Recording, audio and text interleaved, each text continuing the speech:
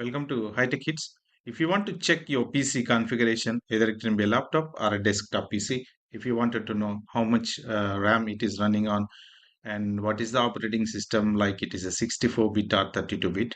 So, easy way to check in Windows 11 is there are two ways basically you can check it.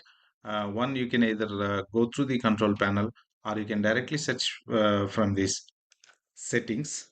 You just click on settings, press enter.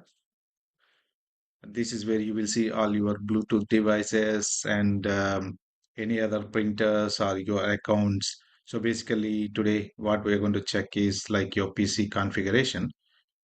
So you can then select system. If you go all the way down, this is where you click about. Okay.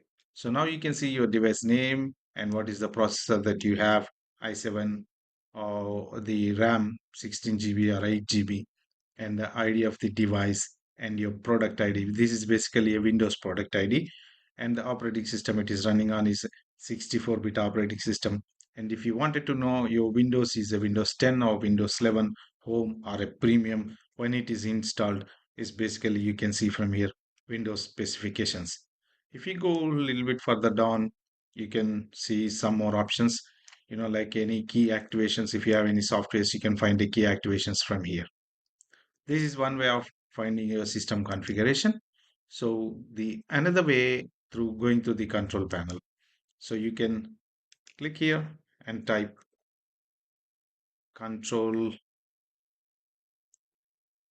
panel, and then you select the control panel, and this is where all the configuration of your laptop or a desktop PC, where you can achieve so many things from here.